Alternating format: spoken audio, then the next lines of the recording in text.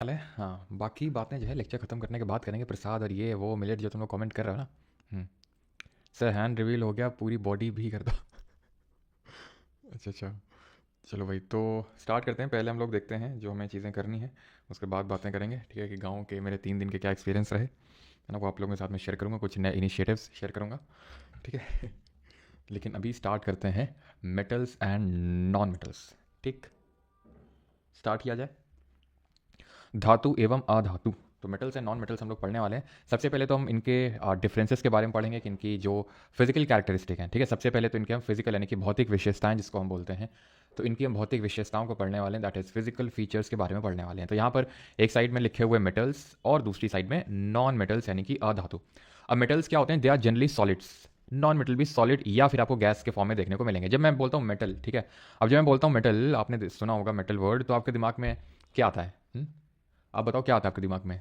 Iron यानी लोहा आता होगा, गोल्ड आता होगा अगर ज़्यादा अमीर हैं हम तो, सिल्वर आता होगा, कॉपर आता होगा, एल्यूमिनियम आता होगा। ये सब क्या मेटल्स हैं हमारे, ऐसा है ना, एक इमेज सी बन जाती है। बट नॉन मेटल्स की जब हम बात करते हैं तो नॉन मेटल्स हमें समझ नहीं आते। नॉन मेटल देखो, सॉलिड के फॉर्म में भी हो सकते हैं, गैस के फॉर्म में भी हो सकते हैं। डोंट कंसिडर कि जैसे प्लास्टिक एक नॉन मेटल है, देखो वो एक इंसुलेटर है। अब यहाँ पे जब मैं मेटल नॉन मेटल बात कर रहा हूँ, ठीक है, तो जैसे मेटल मैंने बोला आयरन, ठीक है, मेटल में मैंने बोला आयरन, तो आयरन का मतलब है सिर्फ आयरन के एटम्स, एफ के एटम्स। जब मैं बोला कॉपर, तो कॉपर का मतलब है सिर्फ कॉपर, दैट मीन्स सी के एटम्स। जब मैंने बोला गोल्ड, दैट मीन्स ए इसके एटम्स।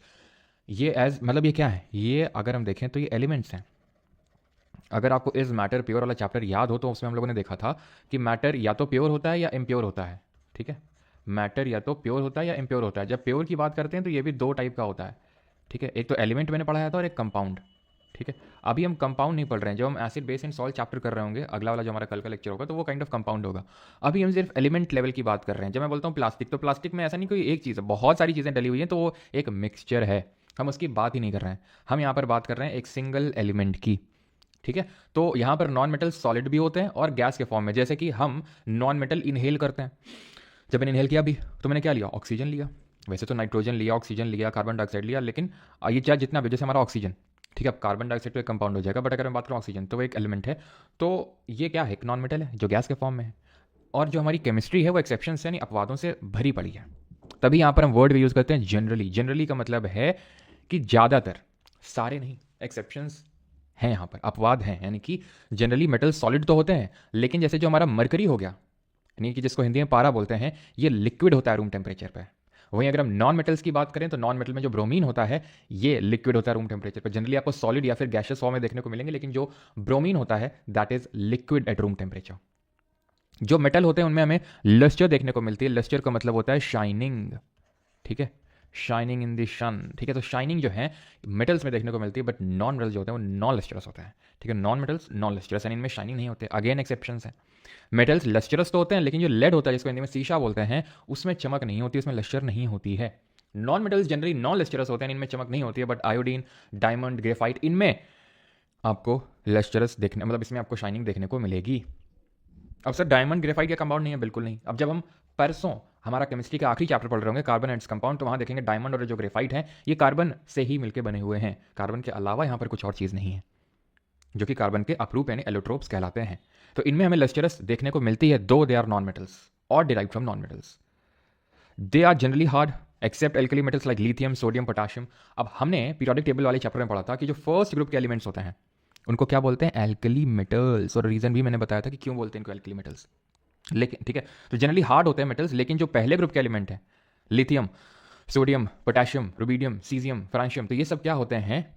ये सब होते हैं, अगर आपको याद हो तो हमने इसको इस तरह से याद किया था, हेलिना, ठीक है, कब्र, ठीक है, से, फरार, ये सब क्या है? Lithium, sodium, potassium, rubidium, caesium, francium, तो ये सब फर्स्ट ग्रुप के एलिमेंट हैं। सोडियम, पोटेशियम तो इतने सॉफ्ट होते हैं, इतने सॉफ्ट होते हैं लाइक बटर, आप आराम से इनको चाकू से यानी कि नाइफ से कट कर सकते हैं। सीजियम जो होता है उसका भी जो मेल्टिंग पॉइंट होता है, यानी कि जो गलनांक होता है, वो बहुत कम होता है। यानी अगर आप उसको हथेली में रखोगे वो धीरे धीरे धीरे जो है वो मेल्ट होना स्टार्ट हो जाएगा।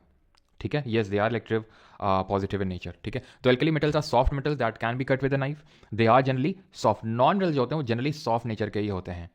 ठीक, अब हम आते हैं कुछ और प्रॉपर्टीज़ पे। फिजिकल प्रॉपर्टीज़ ही पढ़ रहे हैं, अभी केमिकल पे नहीं आए, यानी कि अभी भौतिक विशेषताएं ही पढ़ रहे हैं, अभी रासायनिक वाले पे नहीं आए।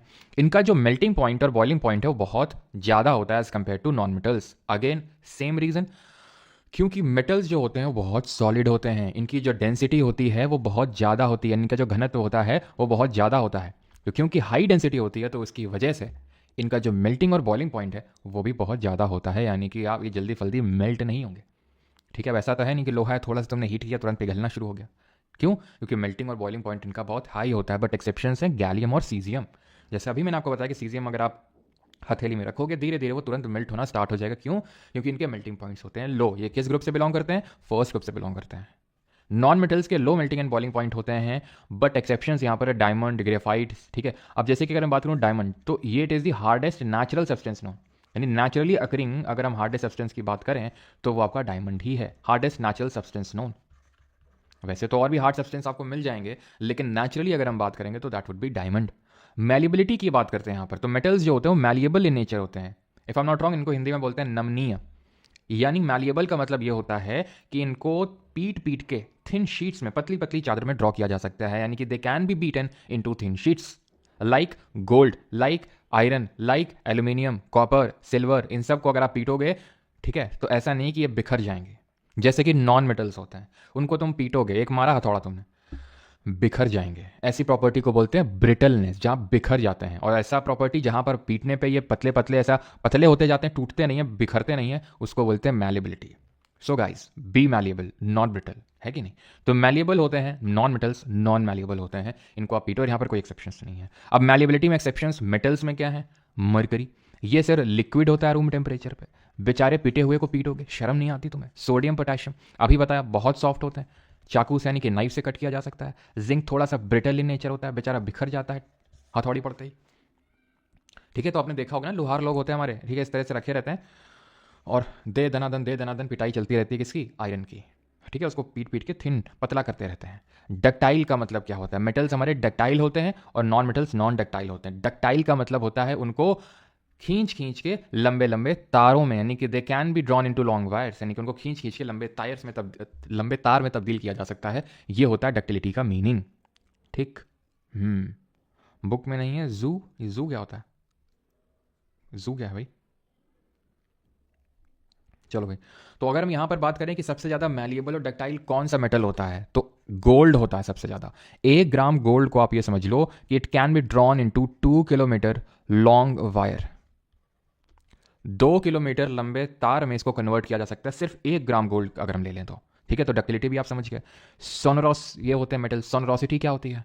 तो सोनरोसिटी का मतलब होता है कि जब इनको पीटा जाता है, बीट किया जाता है, तो ये साउंड प्रोड्यूस करते हैं। अब साउंड तो हर चीज़ प्रोड्यूस करती है, जैसे मैंने मारा, ठीक है, पेन टैप को मैंने, ये अपने पेन को पेन टैप मारी, बट मेटल्स थोड़ी ना आई है, साउंड तो फिर भी क्या, लेकिन क्या टन टन का आवाज़ है? टन टन का तो आवाज़ नहीं आया होगा। टन टन का आवाज़ आता है जब हम मेटल्स को मारते हैं, उसी को सोनरोसिटी बोलते हैं। जैसे कि एग्जाम्पल, स्कूल बेल, स्कूल की घंटी, स्कूल बेल्स, टेम्पल बेल्स, है ना, मंदिरों की घंटी। जब आप एकदम जाते तो टन, तो ना ऐसे आता है टन, है ना, धीरे धीरे धीरे वो लॉन्ग लास्टिंग होता है। लेकिन इसमें क्या उस तरह का आया वॉइस नहीं आया, क्योंकि ये मेटल नहीं है। ठीक है, अब इससे ज़्यादा फील मैं दे नहीं पाऊंगा तुम्हें। तो मैलिएबल होते हैं, डक्टाइल होते हैं और सॉनरस होते हैं। ठीक।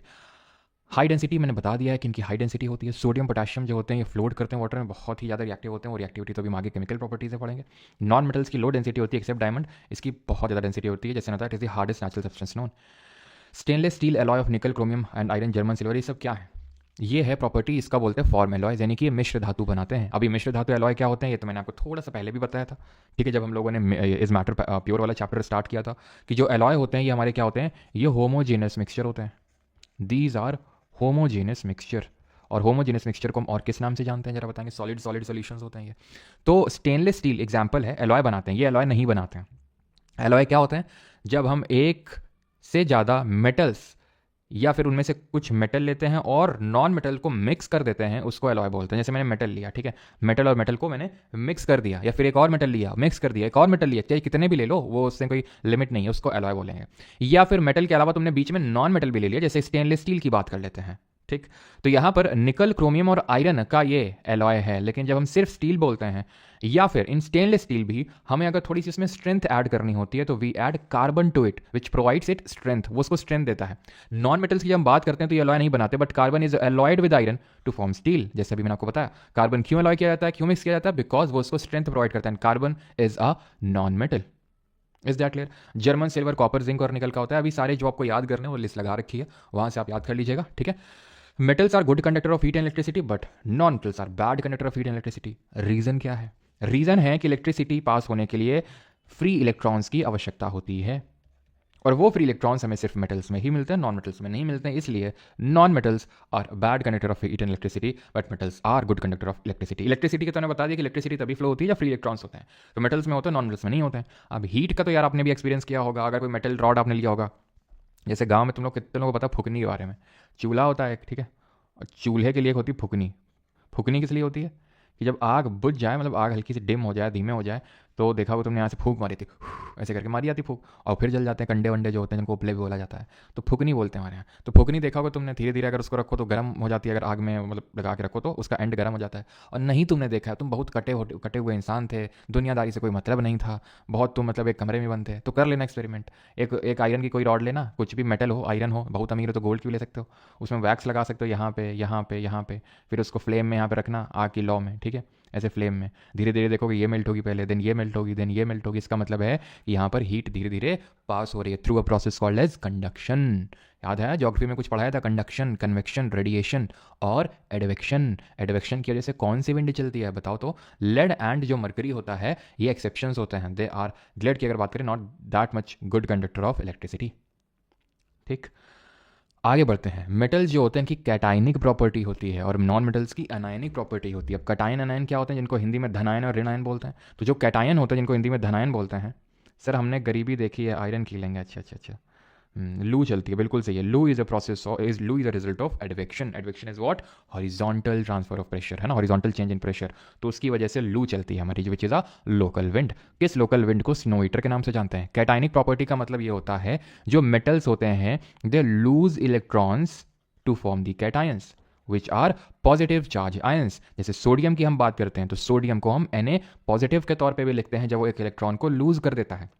मैग्नीशियम को हम Mg2 पॉजिटिव लिखते हैं जब वो दो इलेक्ट्रॉन्स को लूज कर देता है, तो ये प्लस साइन दिखाता है कि वो इलेक्ट्रॉन्स को लूज कर रहा है, यानी कि खो रहा है। और जितना, जैसे कि प्लस लगाया दैट मीन्स एक, दो तो दो, तो इतने इलेक्ट्रॉन्स को लूज कर रहा है। कोई इलेक्ट्रॉन्स को लूज या गेन क्यों करता है? To gain the stability and to achieve the octet, right. Non metals की वही बात करें तो जैसे Cl नेगेटिव, O2 नेगेटिव, तो ये सब क्या है? ये नेगेटिव का मतलब है एनायन, इन्होंने इलेक्ट्रॉन्स लिए हैं, इलेक्ट्रॉन्स लेके एनायन यानी ऋणायन बनाया है।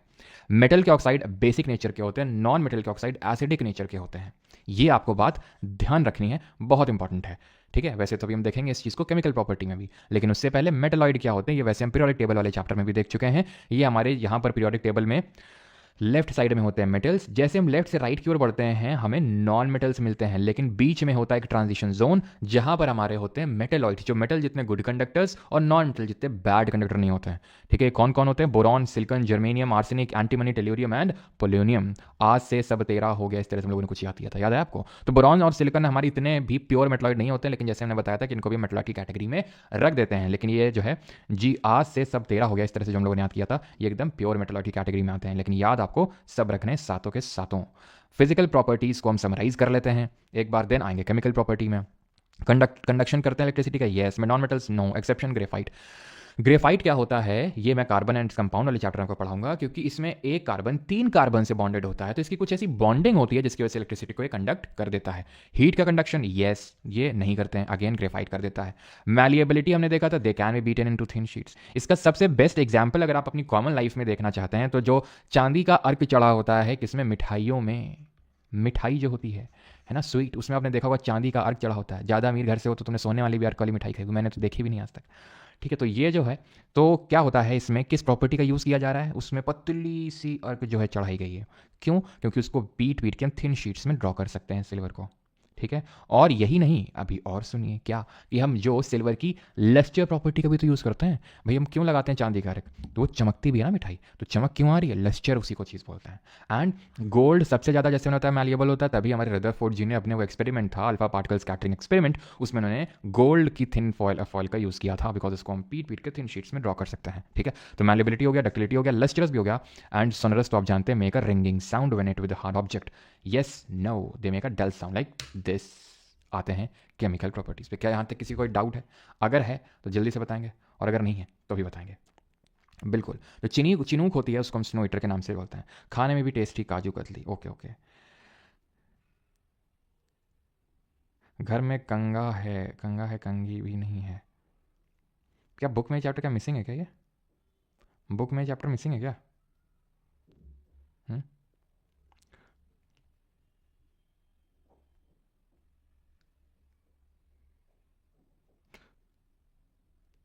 बेटा लोएस्ट डेंसिटी मैंने बता दिया है, जो आपके सोडियम पोटेशियम होता है। ऑस्मियम आपका मेटल होता है, किसका डाउट है ये? उपासना सिंघा जी, ऑस्मियम मेटल होता है और उसकी सबसे हाईएस्ट डेंसिटी होती है। सर दिमाग की घंटी सोनरस है नहीं सर, उसको खाने पर कोई हेल्थ इशू नहीं होता है। अगर वो प्योर सिल्वर है तो मेरे हिसाब से नहीं होता, बाकी तो शायद प्योर आजकल देते नहीं है। हर ऑलमोस्ट हर मिठाई में चांदी के चढ़ा देते हैं, लेकिन चांदी आपको ही पता है महंगी आती है। ऐसे चांदी का अर्क तो यूजुअली नहीं होता है वो, ठीक है, कुछ ना कुछ इसमें मिक्सिंग कर ही देते हैं। तो यहाँ पर आते हैं, अभी मैंने कुछ आपको बताया था डेंसिटी कहाँ लिखा है ये, तो यहाँ पर आप इस चीज़ को नोट कर लीजिएगा कि जो ऑस्मियम होता है, ऑस्मियम, ठीक है, ऑस्मियम, इसकी हाईएस्ट डेंसिटी होती है। और अगर लोएस्ट की पूछेगा तो सोडियम और पोटेशियम आ जाएंगे आपके, ठीक है। तो हाईएस्ट होती है ऑस्मियम की। अब आते हैं केमिकल। सबसे पहले आते हैं reaction with oxygen, burning in air और फॉर्मेशन ऑफ ऑक्सीजन। देखो बर्निंग इन एयर को ही हम क्या बोलते हैं, या फिर बर्निंग इन ऑक्सीजन को हम क्या बोलते हैं? कंबशन बोलते हैं। कंबशन रिएक्शन कैसी होती है? एंडो होती है कि एक्सोथर्मिक होती है? तो मेटल की जब रिएक्शन ऑक्सीजन से करवाते हैं तो उसका मेटल का ऑक्साइड बनता है। जैसे एल्यूमिनियम की रिएक्शन बर्न कर रहे हैं ऑक्सीजन की प्रेजेंस में, कॉपर को बर्न कर रहे हैं ऑक्सीजन की प्रेजेंस में, तो उसके ऑक्साइड्स बन रहे हैं और यहाँ पर निकलती है heat. That is why they are exothermic reaction, ठीक है। तो ये ध्यान रखिएगा, generally metal oxide are basic in nature. यहाँ पर जो मेटल ऑक्साइड बना वो बेसिक नेचर का होता है। अगेन जनरली वर्ड का यूज क्यों किया? Because not all metal oxides are basic in nature, there are exceptions in chemistry. हर जगह आपको ऑलमोस्ट देखने को मिलेंगे एक्सेप्शंस, ठीक है। मेटल ऑक्साइड जो है जनरली बेसिक नेचर के होते हैं। मेटल ऑक्साइड बेसिक नेचर होते हैं। एम्फोट्रिक ऑक्साइड, तो अभी जैसे मैंने बताया कि जनरली वर्ड का क्यों यूज़ किया, क्योंकि एक्सेप्शंस होते हैं। जैसे कि मेटल ऑक्साइड बेसिक नेचर के होते हैं और आगे अभी हम देखेंगे नॉन मेटल के जो ऑक्साइड होते हैं वो एसिडिक नेचर के होते हैं, यानी ये क्षारीय होते हैं, वो अम्लीय होते हैं। लेकिन कुछ हमारे ऐसे मेटल हैं जिनके ऑक्साइड एसिडिक बेसिक भी होते हैं और एसिडिक भी होते हैं, और ऐसों को बोलते हैं एम्फोटेरिक ऑक्साइड। एग्जाम्पल के तौर पे जिंक ऑक्साइड, मतलब बहुत है, जिंक ऑक्साइड है, एल्यूमिनियम ऑक्साइड है, टिन ऑक्साइड है, बेरिलियम ऑक्साइड है, लेड ऑक्साइड है, मैंगनीज ऑक्साइड है, गैलियम ऑक्साइड है, ठीक है। तो यहाँ पर मैं कुछ लिख देता हूँ। फॉर एग्जाम्पल अगर कभी पूछ ले आपसे ऑप्शंस देके कि इनमें से कौन सा है कौन सा नहीं है, तो आपको पता हो, तो ये ऐसे याद कर लो। सुनो जनाबे आली, ठीक है, सुनो बे जनाबे आली, ठीक है, सुनो बे जनाबे आली। और इसको लेड का कुछ बना लो, और मैंगनीज का, है ना, और गैलियम लिख लो एक, ठीक है। तो ये सब क्या होते हैं? एम्फोट्रिक। तो इस तरह से इनको तो चारों को तो याद ही कर सकते हो, सुनोबे जनाबे आली, ठीक है, सुनोबे जनाबे आली। और इनको थोड़ा सा देख लेना, अगर कुछ बिठा सकते हो यहाँ पर भी, तो ऐसे करके आप याद कर सकते हैं। तो इससे क्या होगा कि अगर बाई चांस उसने पूछ लिया तो आप एलिमिनेट करके कर सकते हैं। बाकी तो दो तीन मुश्किल से और होंगे, और पूछेगा तो इन्हीं में से पूछेगा जहाँ पर मैंने लिख रखे हैं। अब एल्यूमिनियम जो ऑक्साइड है, अब जैसे एल्यूमिनियम ऑक्साइड एम्फोट्रिक नेचर का है, तो एम्फोट्रिक नेचर का हमें कैसे बात पता चलेगी, कैसे प्रूव करो कैसे एम्फोट्रिक है? देखिए आपको भी पता है कि अगर ये मेटल के ऑक्साइड बेसिक नेचर के हैं तो ये एसिड के साथ रिएक्ट करेंगे। नॉन मेटल के ऑक्साइड एसिडिक नेचर के होते हैं तो बेस के साथ रिएक्ट करते हैं। अभी हमने एसिड और बेस वाला चैप्टर पढ़ा नहीं है, लेकिन जब हम पढ़ेंगे तो वहाँ देखेंगे जब हम एसिड की रिएक्शन बेस के साथ करवाते हैं तो सॉल्ट और वाटर मिलता है, ठीक है। यानी कि जब हम अम्ल और क्षार की अभिक्रिया करवाते हैं तो लवण और पानी मिलता है। तो कहने की ये बात है कि अगर मेटल के ऑक्साइड बेसिक नेचर के होते हैं तो ये एसिड के साथ रिएक्ट करके सॉल्ट एंड वाटर बनाएंगे। नॉन मेटल के ऑक्साइड क्योंकि एसिडिक नेचर के होते हैं तो वो बेस के साथ रिएक्ट करके सॉल्ट एंड वाटर बनाएंगे। अब ये एम्फोट्रिक है, यानी कि ये दोनों तरह से बिहेव कर जाएंगे, यानी कि ये एसिड के साथ रिएक्ट करके सॉल्ट एंड वाटर बनाएंगे और बेस के साथ रिएक्ट करके भी सॉल्ट एंड वाटर बनाएंगे। लेकिन नॉर्मल अगर आप किसी मेटल ऑक्साइड को ले लेंगे और अगर आप उसकी रिएक्शन किसी बेस से कराने जाएंगे वो होगी ही नहीं। इसी तरह अगर आप नॉन मेटल के ऑक्साइड जो एसिडिक नेचर का होता है उसकी रिएक्शन अगर एसिड से कराने जाएंगे तो होगी नहीं, लेकिन एम्फोट्रिक वाले दोनों से कर लेते हैं। Most metal oxide are insoluble in water, some metal oxide are soluble in water and form alkali like this. अब एल्कली क्या होते हैं? एल्कली होते हैं those bases which dissolve in water, यानी वो बेस जो पानी में घुल जाता है। अब हमारे जो पहले ग्रुप के एलिमेंट हैं lithium sodium potassium rubidium caesium francium, इनके ऑक्साइड बेसिक होंगे क्योंकि मेटल्स हैं, ये पानी में घुल जाते हैं। क्योंकि ये पानी में घुल जाते हैं तो इनको एल्कली बोल देंगे, तो ये एल्कली और एल्कली मेटल्स हो जाते हैं, खत्म, ठीक है। एम्फोट्रिक ऑक्साइड हमने देख लिया। Reactivity of different metals toward oxygen, oxygen के प्रति किसका कितना ज़्यादा लगाव है? सोडियम पोटेशियम देखते ही तड़क भड़क जाते हैं, रहा नहीं जाता इनसे, ठीक है। जैसे सोडियम को देखा अंदर के जो है हार्मोन्स उछलने लगते हैं और रहा नहीं जाता, तुरंत जो है मचल जाते हैं। ये react so vigorously with oxygen that they catch fire if kept in open, that's why इनको केरोसिन ऑयल में डुबो के रखा जाता है, इतने ज़्यादा रिएक्टिव होते हैं। मैग्नीशियम एल्यूमिनियम जिंक और आयरन थोड़ा सा कंट्रोल कर लेते हैं, कंट्रोल हो जाए control. At ordinary temperature the surface of metal get converted with layer of oxide, ठीक है, तो ये इनको प्रोटेक्ट कर लेते हैं, ऑक्सीडेशन तो नहीं रहे। आयरन जैसे लोग क्या होता है, ये सख्त लौंडे की कैटेगरी से बिलोंग करता है, इनको कोई फर्क नहीं पड़ता, ऑक्सीजन घूमती रही, ये सख्त है, अपनी मस्ती में मस्त है। Does not burn on heating but iron filings burn vigorously, क्योंकि सरफेस एरिया इंक्रीज हो जाता है इसलिए। वैसे इन जनरल आयरन उतना ज़्यादा रिएक्टिव नहीं होता है। अब ये कोई बहुत ज़्यादा आप ये मत सोचो कि कैसे हम याद रखेंगे, भाई आप याद कर चुके हो पहले से ही। कैटरीना जी को याद करिए, कैटरीना ने कार मांगी, ठीक है, कैटरीना ने कार मांगी, ऑल्टोज एंड फरारी, फिर भी क्या मिली? Silver Audi. खत्म। ये क्या होते हैं, विगरसली रिएक्ट करते हैं। ये भाई साहब थोड़ा सा कंट्रोल कर लेते हैं। आगे नीचे आने वाले ये तो भैया सख्त और सरल लौंडा वाले इस कैटेगरी से बिलोंग करते हैं, तो इसलिए इनको डुबो के रखा जाता है केरोसिन ऑयल में। इनको ऑक्सीजन मिलने ना पाए, तुरंत गले लगा लेंगे ये, ठीक है। और ये थोड़ा सा कंट्रोल कर लेते हैं, ये बहुत ज़्यादा कंट्रोल कर लेते हैं। और ये तो भैया हमारे सिल्वर गोल्ड वगैरह हो गए, तभी तो गोल्ड की ज्वेलरी बनाते हैं। एक तो रेयर है, ऊपर से रिएक्ट नहीं करता जल्दी फल्दी कि हमने पहना और वो रिएक्ट कर गया। आप देखो गोल्ड की रिंग जो भी आप, जैसे आपकी शादी होगी ना तो आपको मिलेगी गोल्ड की रिंग, पहनाई जाएगी गोल्ड का, वो मिलेगा, चेन वेन मिलेगा तुम्हें, तो है ना। तो उसमें देखोगे तुम लगेगी नहीं, काफ़ी लंबे समय तक चलेगी वो। तो तुम अपने क्या है फ्यूचर जनरेशन में उसको पास ऑन कर सकते हो, उसमें कोई इस तरह की रेस्टिंग नहीं होती है। क्लियर इतनी चीज़, ठीक है। तो सोडियम जो है सबसे ज़्यादा रिएक्टिव होता है। Burning in oxygen does not help decide, ये वो आप छोड़ दो, जितना मैंने आपको बताया है सिर्फ आपको उतना याद करना है कि जो शुरू के दो हैं विगरसली रिएक्ट करते हैं, दैट मीन कि इनकी रिएक्शन हाईली एक्सोथर्मिक टाइप होगी और जब फायर कैच करेंगे तो ये, ठीक है। आप यहाँ पर देखिए क्या है, ये है सिल्वर, और सिल्वर में ब्लैक कलर की कोटिंग चढ़ जाती है जिसको हम सिल्वर सल्फाइड की कोटिंग बोलते हैं। ये हम आगे देखेंगे कोरोजन वाले टॉपिक पे। अगर इसको हमने खुले में छोड़ दिया, वैसे तो ये नीचे है रिएक्टिविटी सीरीज में अगर हम देखें सिल्वर, लेकिन इसका बस एक ये है कि सल्फाइड को देखते जो है ना उसको पकड़ लेता है, सल्फाइड से इसको रहा नहीं जाता तुरंत, ठीक है। मुझे भी शादी करना है रावण, अच्छा अच्छा, शादी कब होगी? गाड़ी भी चाहिए सर बेटा, उसके लिए पढ़ना पड़ेगा ना। कोई नहीं गौतम कात्रे जी उसका करते हैं, ठीक है। डाइवर्स हो जाएगा, एक दिन चलता रहेगा, चलो जैसा भी हो। तो इसमें आपका जो है सल्फाइड का कोटिंग चढ़ जाता है ब्लैक कलर का सिल्वर में। खैर इसको भी हम आगे भी डील करेंगे। लेकिन अब आते हैं मेटल के रिएक्शन वाटर के साथ। वाटर के साथ रिएक्ट करके अगेन ऑक्साइड बनाएंगे, लेकिन इंपॉर्टेंट है कि ये गैस निकालेंगे जिसको हम बोलते हैं क्या, hydrogen gas. All metals do not react with water. अब आयरन लोहा है, उसमें तुम पानी डाल दोगे तो क्या तुमने देखा हाइड्रोजन छुस से करके हाइड्रोजन गैस निकल रही है, कुछ फर्क नहीं पड़ता है। गोल्ड में ऐसा तो नहीं तुमने डाला तुरंत छुस छुस करके हाइड्रोजन गैस निकल रही, कुछ नहीं होता है।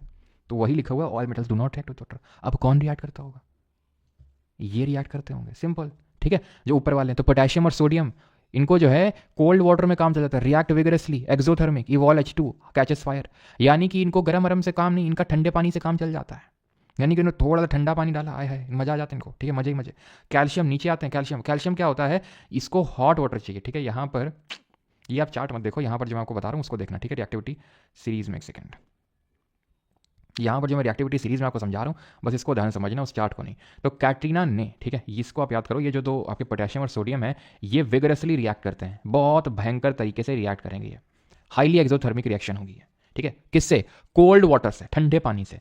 देन आपको कैल्शियम और मैग्नीशियम के लिए लगेगा थोड़ा सा गर्म पानी, इनको चाहिए हॉट वाटर, तब ये H2 को रिलीज करेंगे, हाइड्रोजन रिलीज करेंगे। इनका कोल्ड वाटर में ही काम चल जाता है। आप देख रहे हैं रिएक्टिविटी सीरीज जो मैंने आपको याद करवाई थी कितनी काम आ रही है अभी, ठीक है।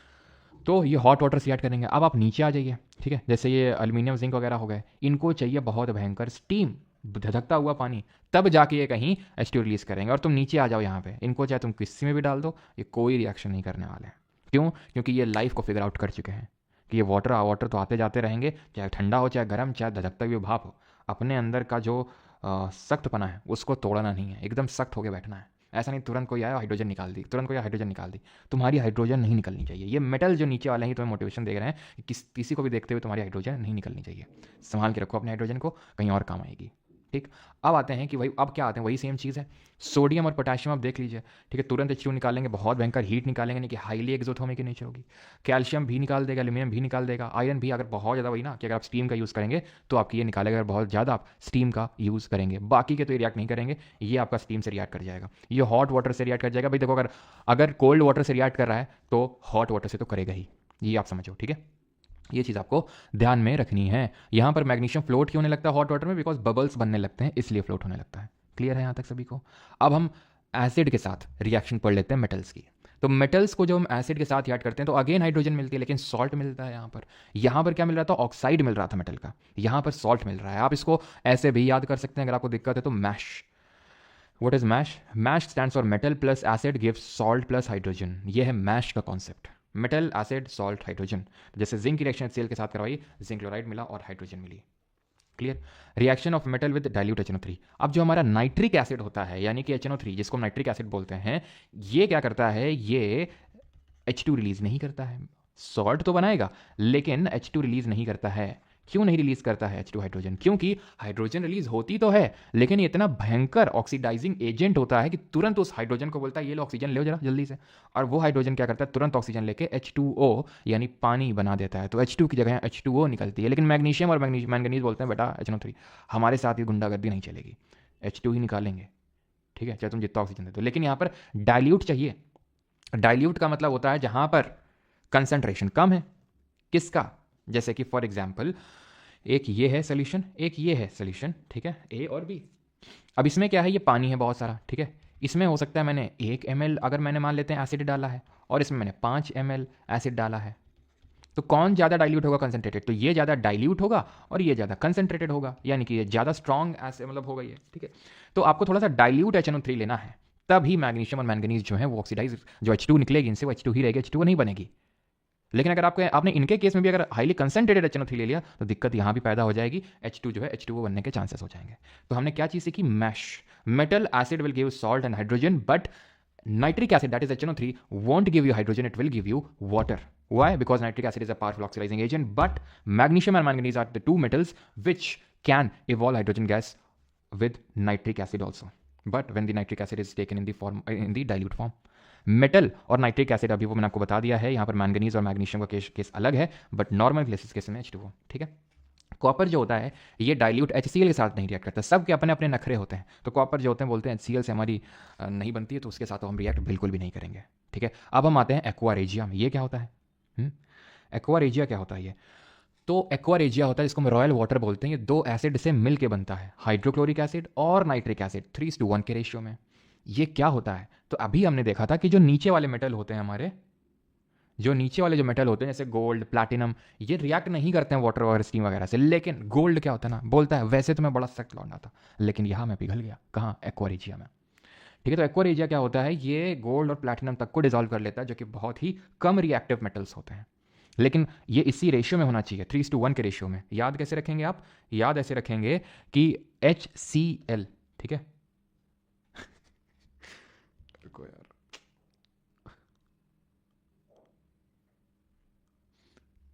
ठीक है, तो ये HCl, तो इसमें क्या 3 लेटर्स हैं, ठीक है। तो 3 में होगा ये, और HNO3 में 1 लेटर नहीं, लेकिन याद कर लो ये 3 है और दूसरा वाला 1, ठीक है। It is able to dissolve gold and platinum, इसको रॉयल वाटर बोलते हैं। Reaction of metals with solutions of other metal salt.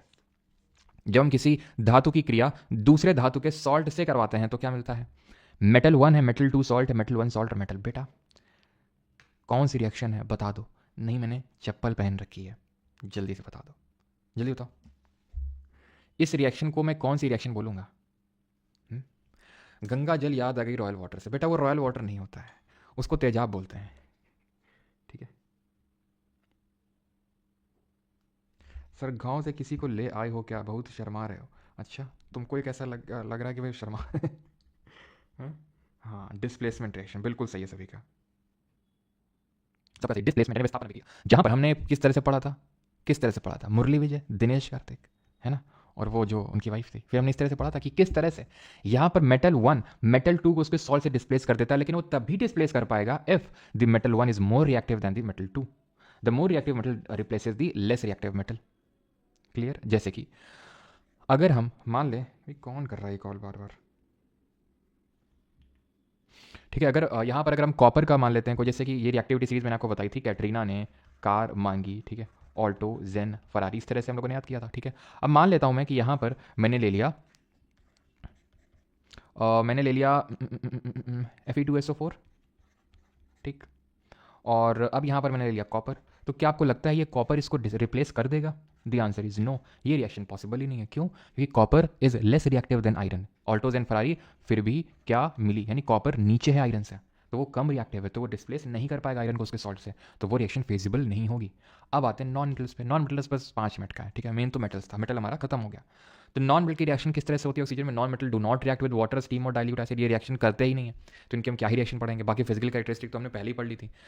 The reason is that they act as an electron acceptor and cannot give hydrogen plus ions of acids to reduce them to hydrogen gas। तो ये hydrogen gas भी fall नहीं करते हैं, but on heating readily they form oxides और salt with concentrated acid. इन्हें अगर इनको हीट करेंगे तो ये ऑक्साइड बना लेते हैं और कुछ केसेस में स्ट्रॉन्ग सॉल्ट बना लेते हैं विद कंसनट्रेटेड एसिड। अब यहाँ पर जो हम पढ़ने वाले हैं that is reaction between metal and non metal. देखो फिजिकल प्रॉपर्टीज तो पहले ही पढ़ चुके थे, हम केमिकल प्रॉपर्टी पढ़ रहे हैं। हमने यहाँ पर देखा कि ये वाटर, स्टीम, एसिड इन सब के साथ कोई रिएक्शन नहीं करते हैं, ठीक है, कोई रिएक्शन नहीं करते हैं, कोई H2 गैस इवॉल्व नहीं होती, कभी कभी बस ऑक्साइड बना देते हैं। अब हम पढ़ेंगे मेटल और नॉन मेटल आपस में कैसे रिएक्ट करते हैं। तो ये उसी तरह रिएक्ट करते हैं जैसे कि मेल और फीमेल, ठीक है, मेल और फीमेल जिस तरह से आपस में रिएक्ट करते हैं तुरंत अट्रैक्ट होते हैं, जैसे मैग्नेट और आयरन तुरंत अट्रैक्ट होते हैं, वैसी अट्रैक्शन होता है, वैसी बॉन्डिंग बनती है, ठीक है। लेकिन ये धोखेबाज बॉन्डिंग नहीं होती है, ये स्ट्रॉन्ग बॉन्डिंग होती है, फॉरएवर लास्ट करती है। कैसे और क्यों? देखिए, हमें पता है कि जो सोडियम होता है उसका इलेक्ट्रॉनिक कॉन्फ़िगरेशन होता है 2,8,1, मतलब ये जो आखिरी शेल में जो इलेक्ट्रॉन प्रेजेंट है इसको वैलेंस इलेक्ट्रॉन बोलेंगे, एक है, तो उसको हमने यहाँ पर क्रॉस से दिखा दिया। क्लोरीन का क्या होता है 2,8,7, तो इसके हमने 7 इलेक्ट्रॉन्स को ड्रू कर दिया, ठीक है। इसको बोलते हैं लुईस डॉट स्ट्रक्चर। क्या बोलते हैं? लुईस डॉट स्ट्रक्चर, जहां पर हम एक एलिमेंट का सिंबल लिखते हैं, सिंबल के आसपास उसके जितने वैलेंस इलेक्ट्रॉन्स होते हैं उसको एक डॉट या क्रॉस से दिखा देते हैं, ठीक। तो इससे हमें पता चल गया कि भाई इसको एक इलेक्ट्रॉन की नीड है अपनी ऑक्टेट कंप्लीट करने के लिए, स्टेबिलिटी अचीव करने के लिए। इसको एक इलेक्ट्रॉन देना है, इसको एक देना है, इसको एक लेना है, वाह, दोनों मिल जाएंगे, ताले चाबी वाली बॉन्डिंग होगी इसमें सीधे। और क्या होगा? बॉन्ड बन जाएगा इनके बीच में। और ये जो बॉन्ड बनेगा ये बड़ा स्ट्रांग बॉन्ड होगा। दो तरह के बॉन्ड होते हैं एक जीवन में, एक तो आयनिक बॉन्ड होता है जिसको कि हम इलेक्ट्रोवैलेंट बॉन्ड बोलते हैं। क्या? इलेक्ट्रोवैलेंट बॉन्ड बोलते हैं। और एक होता है कोवैलेंट बॉन्ड। कोवैलेंट बॉन्डिंग में आपको कार्बन एंड कंपाउंड वाले चैप्टर में पढ़ाऊंगा, लेकिन अभी के लिए इतना समझ लो कि जो इलेक्ट्रोवैलेंट बॉन्ड बन रहा है ये कैसे बन रहा है? ये बन रहा है ट्रांसफर ऑफ इलेक्ट्रॉन से। कैसे बन रहा है? ट्रांसफर हुआ है इलेक्ट्रॉन का, यहां पर एक इलेक्ट्रॉन का ट्रांसफर हुआ, कितने का भी हो सकता है, जैसे एक इससे इसके पास गया, ये भी खुश ये भी खुश। तो ऐसे बॉन्ड जो होते हैं बहुत स्ट्रांग होते हैं। लेकिन जो कोवेलेंट बॉन्ड होते हैं हम कार्बन एंड कंपाउंड वाले चैप्टर में पढ़ेंगे, वो ट्रांसफर से नहीं, वो शेयरिंग ऑफ इलेक्ट्रॉन से बनते हैं। और शेयरिंग वाला क्या होता है कि भाई कभी तुमने हमारे वाले से काम चला लिया और कभी हमने तुम्हारे वाले से काम चला लिया, तो उसको बोलते हैं क्या? Sharing of electrons. वो उतने स्ट्रांग नहीं होते जितने कि ये होते हैं। अब जैसे मैग्नीशियम क्लोराइड को लेते हैं हम, ठीक है, तो हमें पता है कि मैग्नीशियम है ये, ठीक है। मैग्नीशियम के यहाँ पर इलेक्ट्रॉन से लिखे हुए हैं, ठीक है। ये वैसे तो यहाँ पर सारे इलेक्ट्रॉन लिख दिए हैं, जैसे 3 3 6 2 8 2 10, लेकिन अच्छा कमेंट करके बताइए मैग्नीशियम का इलेक्ट्रॉनिक कॉन्फ़िगरेशन कितना होता है? जल्दी से मैं देख रहा हूँ, ठीक है। क्लोरीन का तो और सोडियम क्लोरीन का पूरा हम लोगों ने देख लिया, तब मैं आपको लुईस डॉट स्ट्रक्चर बना के समझाता हूँ, ठीक है। वैलेंस इलेक्ट्रॉनिक पूरा कॉन्फ़िगरेशन बताइएगा। वैसे तो अल्कलाइन अर्थ मेटल है तो वैलेंस इलेक्ट्रॉन तो 2 ही होंगे। आपको ये बताना है कि कितने इसमें इलेक्ट्रॉनिक कॉन्फ़िगरेशन होता है, तो 2 इसमें वैलेंस इलेक्ट्रॉन होता है क्योंकि अल्कलाइन अर्थ मेटल है। अब ये क्लोरीन के साथ कैसे बॉन्डिंग करेगा? क्लोरीन के साथ कैसे बॉन्डिंग करेगा? क्योंकि क्लोरीन को तो एक इलेक्ट्रॉन चाहिए, मैग्नीशियम के पास तो 2 इलेक्ट्रॉन है देने के लिए, क्लोरीन को तो एक लेना है। तो मैग्नीशियम बोलेगा अपने एक और साथी को ले आओ जरा, एक तुमको दे देंगे उसको दे देंगे, दोनों का काम चल जाएगा। तो MgCl2 यानी Mg को 2 Cl लगे सेटिस्फाई करने के लिए, समझ रहे हो तुम? तो Mg को 2 लगे क्या? क्लोरीन सेटिस्फाई होने के लिए।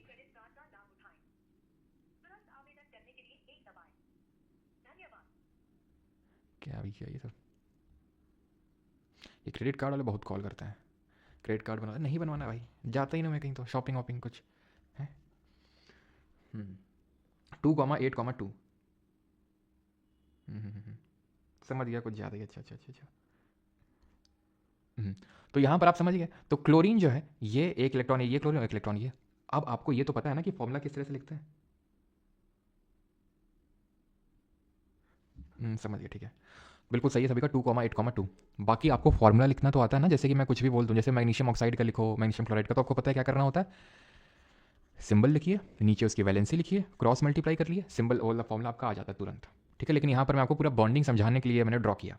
फॉर्मूला तो आप ऐसे बना सकते हैं। जरा सोडियम ऑक्साइड का फॉर्मूला बनाइए जल्दी से, सोडियम ऑक्साइड का फॉर्मूला बनाइए जल्दी से। क्या होगा? सोडियम का सिंबल Na, ऑक्सीजन का, ऑक्साइड का O। अब सोडियम की valency alkaline earth metal, sorry alkali metal है तो 1, ऑक्सीजन चैल्कोजन है 2, एक यहाँ जाएगा 2 यहाँ जाएगा, तो Na2O। यहाँ पर मैग्नीशियम को 2 क्लोरीन लग रहे थे सेटिस्फाई करने के लिए, यहाँ पर ऑक्सीजन को सेटिस्फाई करने के लिए 2 सोडियम चाहिए। बॉन्डिंग क्योंकि ट्रांसफर ऑफ इलेक्ट्रॉन से हो रहा है, तो आयनिक या इलेक्ट्रोवैलेंट बॉन्ड बनेगा। अब ये जो बॉन्ड से जो कंपाउंड बनते हैं, जैसे घर का नमक NaCl है तो Na और Cl दोनों मिले तब वो बना ना, तो ऐसे कंपाउंड को आयोनिक या इलेक्ट्रोवैलेंट कंपाउंड बोलते हैं। फिजिकल नेचर, ये हार्ड क्रिस्टलिन सॉलिड होते हैं because of strong force of attraction, ठीक है। स्ट्रॉन्ग फोर्स ऑफ अट्रैक्शन उसकी वजह से बहुत हार्ड होते हैं, ठीक है। These compound generally brittle and break into pieces when pressure is applied. Brittle होते हैं बहुत ज़्यादा। तो जरा बताइए इनके बारे में, ये आइसोट्रोपिक होंगे या एनिसोट्रोपिक होंगे? बताओ जरा। मैंने 2 तरह के आपको सॉलिड बताए थे, एक तो क्रिस्टलिन बताया था और एक एमॉर्फस बताया था। तो ये आइसोट्रोपिक होंगे या जैसे एमॉर्फस में हमारा ग्लास होता है, ठीक है, अमॉर्फस में हमारा ग्लास होता है। तो आइसोट्रोपिक होंगे या फिर एनिसोट्रोपिक, बताइए जल्दी से।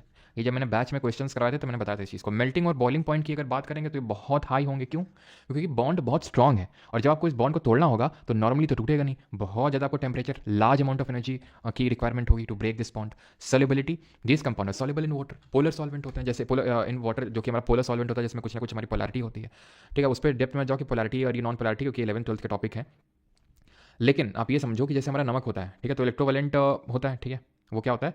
वो इलेक्ट्रोवेलेंट होता है। अब इलेक्ट्रोवेलेंट या फिर आयनिक कंपाउंड होता है, वो वाटर में बहुत ही जल्दी डिजॉल्व हो जाता है, तो इट इज सॉल्युबल। क्या गुड कंडक्टर ऑफ इलेक्ट्रिसिटी होते हैं? यस, इनके मॉल्टन स्टेट में the conduction of electricity through a solution involves movement of charge particle. Ionic and electrovalent compound are good conductor of electricity but they conduct electricity इधर in the molten form और aqua solution. अब NaCl है, नमक है, नमक में तुम तार को सेड़ दो सॉलिड फॉर्म में, तो क्या इलेक्ट्रिसिटी पास हो जाएगी? The answer is no. आप एक्सपेरिमेंट कर सकते हो। ठीक है, आप उसमें तार वार डालोगे तो उससे कोई इलेक्ट्रिसिटी पास नहीं होगी। लेकिन अगर आप उसको मॉल्टन फॉर्म में ले लो, मॉल्टन क्या है? मॉल्टन तो आप उतनी आसानी से आप बना नहीं सकते क्योंकि हाई मेल्टिंग पॉइंट होता है, तो आप उनको ऐसे आराम से तो पिघला नहीं सकते हो। लेकिन आप एक काम कर सकते हो कि उस नमक को पानी में डाल दो, उसके एक्वा सोल्यूशन ले लो, तुरंत जो है इलेक्ट्रिसिटी कंडक्शन होगा। प्योर जो वाटर होता है, डिस्टिल्ड वाटर, वो भी एक बैड कंडक्टर होता है इलेक्ट्रिसिटी का। सोडियम क्लोराइड का जो सॉलिड फॉर्म होता है वो भी बैड कंडक्टर होता है। ठीक है, तो आप सोडियम क्लोराइड को पानी में डालो, गुड कंडक्टर, बिकॉज वो एक्वा सोल्यूशन हो जाएगा। ठीक है, और ये हमारा एनिसोट्रोपिक नेचर का होता है। कैसा होता है? एनिसोट्रोपिक होता है। ठीक है, क्लियर? यहाँ तक सभी कुछ चीज़ें। अब हम आते हैं अकरेंस ऑफ मेटल, हमारा लास्ट टॉपिक है। हमारे जो मेटल होते हैं ऐसा नेटिव स्टेट में नहीं पाए जाते। नेटिव मतलब अकेले ऐसे पड़ा नहीं हुआ कि गोल्ड का ब्रेसलेट पड़ा हुआ है, गोल्ड की रिंग पड़ी हुई है, नीचे से निकाल लो जाके, ऐसा तो होता नहीं है। मेटल्स जो होते हैं ये इनकी ओर्स में मिलते हैं। ओर क्या होती हैं? ओर वो होते हैं जिसमें कि मेटल के साथ साथ बहुत सारी इंप्योरिटीज़ होती हैं। आपको पता है माइनिंग वगैरह होती है तो नीचे से सब निकाली जाती है, और बड़े बड़े पत्थर निकाले जाते हैं। उसमें आपको पता चला निकाला गया 10 किलो का पत्थर, उसमें हो सकता है कि आपका कुछ हो सकता है कि 500-600 ग्राम आपको गोल्ड उसमें देखने को मिल जाए, तो उसको फिर 500-600 ग्राम को गोल्ड उससे निकाला जाएगा, उस पूरी इंप्योरिटी को हटा के। तो और जो होता है उसमें दो चीज़ें होती हैं, एक तो मेटल तो होता ही है जिसको हमें एक्सट्रैक्ट करना है, प्लस हमें देखने को मिलता है इंप्योरिटीज़ जिसको कि हम बोलते हैं गैंग, गंजीव। ठीक है, तो ये क्या है हमारी? ये है इंप्योरिटीज़। तो इनको क्या करना होता है? हमें हटाना होता है। तो हम ये वही और से लिखी हुई है यहाँ पे, कैसे प्योरीफाई करनी है वो हमें वही देखेंगे। ठीक है, बॉक्साइट होती है एल्यूमिनियम की ओर, क्राइलाइट भी होती है, मैग्नेटाइट, हेमेटाइट, लिमोनाइट, सिडेराइट, ये आयरन की होती है, जिंक ब्लेंड। ठीक है, स्फोलेराइट, जिंक ब्लेंड क्या होता है? सल्फाइड और होती है, ZnS। कैलामाइन हो गया, ठीक है, जिंक ऑक्साइड, जिंक कार्बोनेट जिसको जिंसाइट बोलते हैं, फिर जिंकाइट, जिंक होता है, जिंक और होता है। सिनाबार जो कि HGS होता है, ठीक है, सल्फाइड और ऑफ मरकरी। मोनालाइट, थोरियम, सोडियम का बोरैक्स होता है, ठीक है, और इससे सुहागा बनता है, सुहागा आपने सुना होगा। ठीक है, जो चिली हो गया, एंड इंडियन सॉल्ट पीटर हो गया, सॉल्ट, ठीक है, पीटर, ठीक है, पेपर नहीं होगा, पीटर होगा ये। ठीक है, इंडियन सॉल्ट पीटर जो कि होता है आपका NaNO3, सोडियम नाइट्रेट होता है ये। ठीक है, ये चीज़ ध्यान रखना। ट्रोना हो गया, लेड जो कि PbS होता है, यानी कि लेड सल्फाइड होता है। मैग्नीशियम एप्सम सॉल्ट होता है जिसका फॉर्मूला होता है, ये सॉल्ट वाले वाले चैप्टर में आपको पढ़ाऊंगा, MgSO4.7H2O। टिन का कैसिटेराइट होता है, यूरेनियम का पिच ब्लेंड होता है, इसका फॉर्मूला याद रखिएगा, ये यूरेनियम की सल्फाइड नहीं, ये आपका क्या होता है? ये आपका ऑक्साइड और होता है। ठीक है, चलिए क्या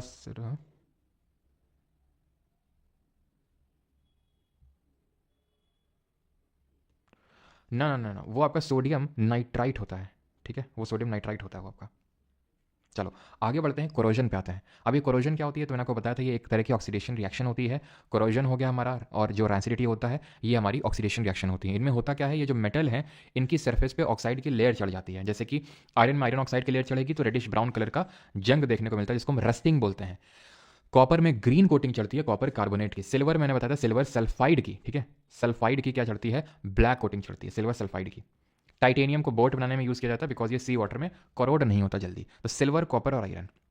कोरोजन आपने जान लिया। अब इसको प्रिवेंट कैसे करते हैं?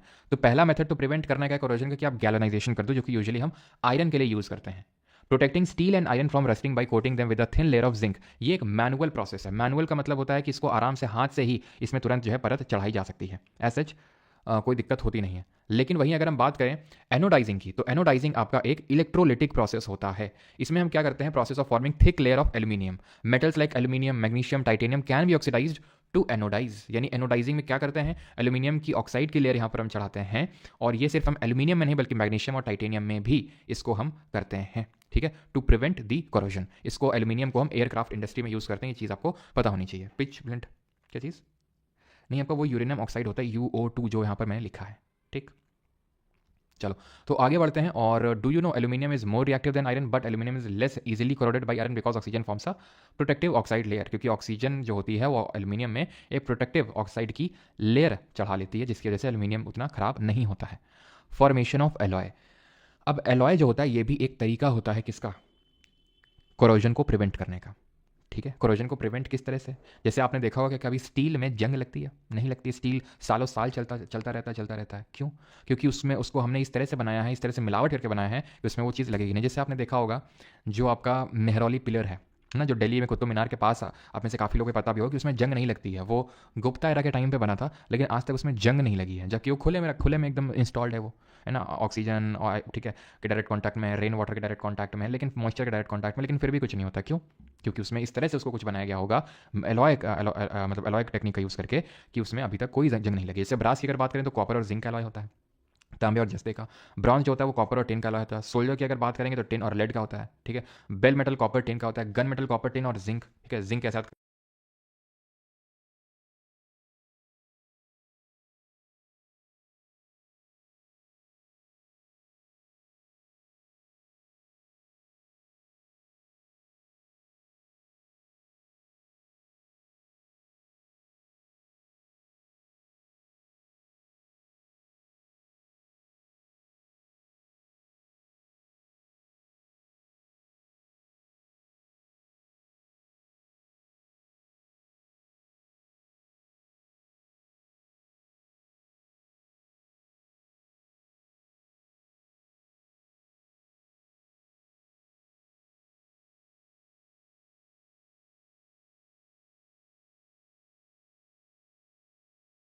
जिंक जो है लगाते ही गन आ गया, घंटी की जगह आपका ये वही घंटी, जिसमें अगर जिंक लग जाएगा तो वो आपकी गन बन जाएगी। अमलगम क्या होता है? तो अमलगम जो होता है, अगर एलॉय में एक मेटल मरकरी है आपका, अगर आप कोई एलॉय बना रहे हो और अगर उसमें आपने मरकरी डाल दिया तो वो तुरंत अमलगम बन जाएगा। ठीक है, फिर हम बात करें स्टेनलेस स्टील की, तो आयरन निकल क्रोमियम और कार्बन। अगर सिर्फ स्टील बात करें तो आयरन और कार्बन। कॉन्स्टेंटिन की बात करें कॉपर निकल। मैग्नीज की बात करेंगे तो मैंगनीज निकल और copper nichrome nickel chromium manganese iron German silver copper nickel zinc. White gold क्या होता है? तो व्हाइट गोल्ड जो है प्लैटिनम की तरह दिखता है, लेकिन प्लैटिनम नहीं होता है। इसमें क्या होता है? गोल्ड होता है। मोस्टली तो गोल्ड होता है, रफली 75% तक तो गोल्ड ही होता है, बट कुछ निकल और प्लैडियम होता है। अब गोल्ड आप ये समझ के चलो कि जो हम पहनते हैं, जो ज्वेलरी पहनते हैं ना, वो भी एलॉय ही होती है। That is not pure gold. Jewellery में जो हम पहनते हैं वो प्योर गोल्ड हो ही नहीं सकती है, क्योंकि अगर वो प्योर गोल्ड हो गई तो वो प्योर गोल्ड बहुत सॉफ्ट होता है, जैसे अभी हमने देखा, तो बहुत ही मैलेबल होते हैं, डक्टाइल होते हैं। इसको हम पहन ही नहीं सकते, वो पॉसिबल ही नहीं है। ठीक है, जो सिक्के वगैरह मिलते हैं वो भले हो सकते हैं, अब वो भी एटलीस्ट मतलब उसमें भी कुछ ना कुछ थोड़ी बहुत तो इंप्योरिटी होती है, बहुत हल्के लेवल की, जितनी ज्वेलरी में होती है उतनी तो नहीं, लेकिन फिर भी थोड़ी होती है। लेकिन ये बात जो सुना रहे हैं वो एक्सेप्ट करने से बिल्कुल मना कर देते हैं कि नहीं नहीं, इसमें तो कुछ है ही नहीं, ये तो बिल्कुल प्योर है, इसमें तो ज़रा सा भी नहीं है। कॉइन वगैरह में, कॉइन हो गया, बिस्किट वगैरह हो गया, इनमें ठीक है। अब उनसे क्या ही तुम लड़ोगे, लेकिन कुछ ना कुछ बहुत जरा सा होता है उसमें। ठीक है, ज्वेलरी में तो खैर होता ही है मोस्टली। अगर आप प्योर ज्वेलरी एकदम बात करें ना कि प्योर गोल्ड है, तो फिर भी आप ये मान के चलो कि 22 कैरेट तो से ज़्यादा तो उसमें गोल्ड है ही नहीं। 22 कैरेट का मतलब होता है कि 22 पार्ट्स ऑफ गोल्ड। ठीक है, क्योंकि मैक्सिमम 24 कैरेट हो सकता है, तो 22 पार्ट्स ऑफ गोल्ड, जिसका सिंबल ए होता है, और 2 पार्ट उसमें डाला जाता है इधर कॉपर और सिल्वर। क्यों? उसकी स्ट्रेंथ बढ़ाने के लिए, कि ऐसा नहीं कि छूते ही तुरंत जो है मुड़ जाए। ठीक है, परसेंटेज की अगर बात करें, जैसे कि इसमें जैसे 75% बोला, तो ब्रास वगैरह में भी ध्यान रखना, जैसे इसमें 75% रफली, 75 या फिर 80% रफली कॉपर होता है, 20% जो होता है इसमें जिंक होता है। ठीक है, एक्जैक्टली तो ऐसा नहीं कि अगर ये नहीं होगा तो मतलब ब्रास नहीं है, लेकिन रफली इतना ही होता है। ठीक है, और अगर जैसे इसमें ब्रॉन्ज में बात करें तो रफली 88% कॉपर होगा, 12% टिन होगा। तो थोड़ा सा कॉम्पोजिशन ब्रास और ब्रॉन्ज में ध्यान रखिएगा। मैग्नीशियम की अगर बात करेंगे तो मैग से मैग्नीशियम, एल से एल्यूमिनियम। ड्यूरालिमन की बात करेंगे तो एल्यूमिनियम, मैग्नीशियम, मैंगनीज और कॉपर, इन सब से मिलकर बनता है ड्यूरालिमन। अब हम आते हैं अपने आखिरी टॉपिक में, दैट इज कि हम ओर से प्योर मेटल को कैसे रिफाइन करते हैं। ठीक है, इसको हम बोलते हैं मेटलर्जी। क्या बोलते हैं इसको? हम बोलते हैं मेटलर्जी, जो हमें डीप में नहीं पढ़नी, जो कि क्लास 11th और 12th का टॉपिक होता है। हमें सिर्फ बेसिक्स पढ़ना है कि किस तरह से हम मेटल ओर से मेटल तक का रास्ता क्या होता है। तो मेटल अगर आपका एक लो रिएक्टिविटी का हो सकता है, हाई रिएक्टिविटी का हो सकता है, या फिर मीडियम रिएक्टिविटी का हो सकता है। अगर जो मेटल है आपका बहुत ही, अगर हम मानते हैं कि वो बहुत ही हाई रिएक्टिविटी का, बहुत ज़्यादा रिएक्टिव है, यानी कि वो रिएक्टिविटी सीरीज में टॉप पे आ रहा है, कैटरीना ने कार मांगी वो सब में आ रहा है वो, ठीक है, टॉप में आ रहा है, तो ऐसों को क्या कर दिया जाता है? इलेक्ट्रोलिसिस कर दिया जाता है ऑफ मोल्टेन। और अभी बताऊंगा इलेक्ट्रोलिटिक रिफाइनिंग कैसे वगैरह की जाती है, और उससे हमें प्योर मेटल मिल जाता है। ठीक है, मेटल ऑफ मीडियम रिएक्टिविटी के साथ क्या करते हैं? अब मेटल, अब देखो हमें क्या चाहिए, हमें उस मेटल का ऑक्साइड चाहिए, हमें उस मेटल का ऑक्साइड चाहिए। तो हम उस मेटल के ऑक्साइड कैसे पहुंचेंगे वहां तक? तो वो जो हमारा मेटल्स जो होते हैं, ज़्यादातर जो मेटल होते हैं, या तो वो अपनी कार्बोनेट के फॉर्म में मिलेंगे, या वो अपनी सल्फाइड के फॉर्म में मिलेंगे। अगर वो कार्बोनेट की फॉर्म में है तो हम करवा देंगे कैल्सिनेशन, और अगर सल्फाइड के फॉर्म में है तो करवा देंगे रोस्टिंग। अंतर क्या होता है दोनों में? जो रोस्टिंग होती है ये in the presence of oxygen होती है, ठीक है, in the presence of oxygen, presence of oxygen. वहीं कैल्सिनेशन की अगर बात करेंगे तो ये होती है in the absence of oxygen. बस ये अंतर होता है कि रोस्टिंग जो होती है वो presence of oxygen, calcination in the absence of oxygen. तो अगर कार्बोनेट है तो मैं सी से कार्बोनेट, सी से कैल्सिनेशन करवाऊंगा, और अगर सल्फाइड है तो मैं रोस्टिंग करवाऊंगा। और ये करवा के मिलेगा क्या, उस मेटल का ऑक्साइड मिल जाएगा, फिर बड़ा आसान होगा। उस मेटल का हम रिडक्शन करवा देंगे और रिफाइनिंग हो जाएगी। कैसे, जैसे रिडक्शन कैसे करवाएंगे, तो रिडक्शन जैसे मान लेते हैं कि ये आपका है आयरन ऑक्साइड, क्या हो गई है, ठीक है, या फिर चलो हम जिंक ऑक्साइड ले लेते हैं, ठीक है, जिंक ऑक्साइड ले लिया हमने, यहाँ पर कार्बन ले लिया, तो कार्बन क्या है, कार्बन हो जाएगा यहाँ पर कार्बन डाइऑक्साइड बन के इसमें बैलेंसिंग वगैरह करके, और जिंक यहाँ पर हमें मिल जाएगा। यानी कि ऑक्सीजन हट गया मतलब रिडक्शन, ऑक्सीजन जुड़ गया मतलब ऑक्सीडेशन, ठीक है। तो कार्बन का ऑक्सीडेशन हुआ है, यानी कि carbon is acting as a reducing agent. पढ़ाया था मैंने आपको कि ये रेडॉक्स रिएक्शन होगी, क्यों, क्योंकि यहां पर जिंक ऑक्साइड, ऑक्सीजन जा रहा है रिडक्शन, ऑक्सीजन आ रहा है ऑक्सीडेशन। जिसका ऑक्सीडेशन होता है वो रिड्यूसिंग एजेंट होता है, रिडक्टेंट होता है। जिसका ऑक्सीडेशन होता है, ठीक है, सॉरी, जिसका रिडक्शन होता है वो ऑक्सीडाइजिंग एजेंट होता है, यानी कि वो ऑक्सीडेंट होता है, और आपको यहाँ पर प्योर मेटल मिल जाएगा। अब हम बात करते हैं जो नीचे है रिएक्टिविटी सीरीज में, उनके साथ क्या करेंगे। वो यूजुअली क्या होते हैं, वो यूजुअली अपने सल्फाइड के फॉर्म में एग्जिस्ट करते हैं। किस फॉर्म में, ये आपको नहीं याद करना, इलेक्ट्रोलिसिस वगैरह, ठीक है। ये यूजुअली अपने सल्फाइड के फॉर्म में एग्जिस्ट करते हैं। और सल्फाइड के साथ हमें क्या करना होता है, सल्फाइड के साथ अगर सल्फाइड और है तो हमें सिर्फ रोस्टिंग करवा देनी होती है। रोस्टिंग करते ही उस पर्टिकुलर मेटल का ऑक्साइड मिल जाएगा, और वो ऑक्साइड का हम क्या करवा देंगे, रिडक्शन करवा देंगे, और रिडक्शन करवाकर मेटल प्राप्त कर लेंगे। एक और तरीका है मेटल की ऑक्साइड से मेटल निकालने का, लेकिन उससे पहले हम ये देख लेते हैं कि इलेक्ट्रोलिटिक रिफाइनिंग। पहले मैं आपको वो मेटल तरीका ही बता देता हूं जिससे कि क्या होता है कि हम मेटल ऑक्साइड से मेटल ले लेते हैं without doing the reduction through carbon, carbon के बिना रिडक्शन करवाए हुए। ये मैंने क्यों लगा रखा है यहाँ पर पिक्चर, यहाँ पर हो रहा है रेलवे ट्रैक की ज्वाइनिंग, इसको बोलते हैं थर्माइट रिएक्शन। थर्माइट रिएक्शन में होता क्या, जैसे आयरन ऑक्साइड है, इसको हम हीट करते हैं, ठीक है, तो इसका होता क्या है, इसमें हीटिंग की वजह से एल्यूमिनियम का हो जाता है ऑक्सीडेशन, और Fe2O3 का हो जाता है रिडक्शन। तो एल्यूमिनियम का जिसका ऑक्सीडेशन हुआ तो ये किस तौर से एक्ट कर रहा है, ये एक्ट कर रहा है रिड्यूसिंग एजेंट के तौर पर, रिड्यूसिंग एजेंट के तौर पर एक्ट कर रहा है, जिसने Fe2O3 को रिड्यूस कर दिया। तो यहाँ पर हमने कार्बन का यूज़ नहीं किया, यहाँ पर हमने डिस्प्लेसमेंट रिएक्शन का यूज़ कर लिया, क्योंकि वो थोड़ा सा ज़्यादा फीजिबल पड़ जाता है, ज़्यादा आसान पड़ जाता है, ठीक। और यहाँ पर ध्यान रखना, it is highly exothermic in nature, highly exothermic in nature, बहुत हीट निकलती है, जिसकी वजह से ही तो ये रेलवे ट्रैक जो है वो ज्वाइन हो पाता है, वो जुड़ जाता है वो यहाँ पर, ठीक है। जो एक्सेसिव हीट की वजह से जो आयरन यहाँ पर क्या हुआ है, रिड्यूस हुआ है, रिडक्शन किसने किया है, एल्यूमिनियम ने, वो जो रिड्यूस हुआ है वो आपका पिघल के यहाँ पर वो दब जाता है, जो गैप होता है। अब होता क्या है कि यहाँ पर जो ऑक्साइड का रिडक्शन कर करके जो मेटल मुझे मिल रहा था वो जनरली एकदम प्योर नहीं होता, वो भी उसमें भी अभी कुछ ना कुछ तो इंप्योरिटीज़ बची हैं, और अगर हमें उन इंप्योरिटीज़ को भी हटाना है तो हम यहां पर करते हैं इलेक्ट्रोलिटिक रिफाइनिंग। इलेक्ट्रोलिटिक रिफाइनिंग इसमें क्या करते हैं, इसमें एक पॉजिटिव टर्मिनल होता है, नेगेटिव, नेगेटिव वाला होता है कैथोड, पॉजिटिव वाला होता है एनोड। अब एनोड हम बनाते हैं इंप्योर मेटल को, और जितना इंप्योर मेटल होता है पूरा यहां पर ले लेते हैं बड़ी बड़ी सिल्ली में, ठीक है, ले लिया। और कैथोड बनाएगा इसको प्योर मेटल को, मतलब मेरे कहने का ये है, जैसे कि मैंने एल्यूमिनियम है मेरा, ठीक है, या आयरन है कुछ भी, या फिर कॉपर, ठीक है, तो यहाँ पर कॉपर सल्फेट का सोल्यूशन है तो मैं कॉपर ले लेता हूँ। तो कॉपर जो जिसको मुझे प्योरीफाई करना है उसको बना दिया मैंने एनोड, ठीक है, और बहुत बहुत बहुत बहुत पतली सी मैंने स्ट्रिप ली प्योर उस कॉपर की, जो उसको यहां पर लगा दिया। क्यों लगाया, सो दैट कि यहां से अब मैं क्या करूंगा, इससे इलेक्ट्रिसिटी पास कराऊंगा। अब जब इलेक्ट्रिसिटी पास करवाऊंगा तो क्या होगा, यहां से निकलना स्टार्ट होंगे कॉपर, यहां से कॉपर भी निकलेगा, यहां से इंप्योरिटी भी निकलेगी। जो इंप्योरिटी पानी में घुल जाती है वो घुल जाएगी, और जो नहीं घुल पाती है वो यहां पर नीचे आके सेटल डाउन कर जाएगी, जिसको अनोड मड बोलेंगे। क्यों, क्योंकि अनोड के नीचे ही सेटल डाउन हुई है। कॉपर क्या है, जो प्योर कॉपर है वो भाग भाग के इसके पास जाएगा कि अब कहां थे, ठीक है, कुंभ के मेले में बिछड़ गए थे, तो ये यहां पर डिपॉजिट होने लगेगा। यहीं पे ही क्यों जाएगा, ये वाला कॉपर इधर से इधर क्यों नहीं जाएगा, क्योंकि भैया ये कॉपर Cu प्लस है। प्लस क्यों है, क्योंकि ये मेटल है तो प्लस है, और प्लस माइनस के पास जाएगा, ठीक है। Unlike charges attract each other, like charges repel each other, ये बचपन में आपने पढ़ा होगा, फिजिक्स में भी हम पढ़ेंगे इस चीज को। पॉजिटिव नेगेटिव को अट्रैक्ट करता है, नेगेटिव पॉजिटिव को अट्रैक्ट करता है, तो ये नेगेटिव टर्मिनल है, तो पॉजिटिव किसके पास जाएगा, नेगेटिव के पास। तो क्या होगा, इस तरह से एकदम प्योर मेटल हमें मिल जाएगा। और ये कॉपर सल्फेट क्या है, इसको बोलते हैं इलेक्ट्रोलाइट। जिस भी मेटल को हम प्योर कर रहे हैं, इलेक्ट्रोलिटिक रिफाइनिंग से रिफाइन कर रहे हैं, उसी मेटल का सॉल्ट लेते हैं एज अ इलेक्ट्रोलाइट। अगर एल्यूमिनियम को रिफाइन कर रहे हैं तो एल्यूमिनियम का यहाँ पर हम सॉल्ट लेंगे, कॉपर आयरन को कर रहे हैं तो आयरन का करेंगे, ठीक। यहाँ पर हमारा लेक्चर होता है आज का खत्म।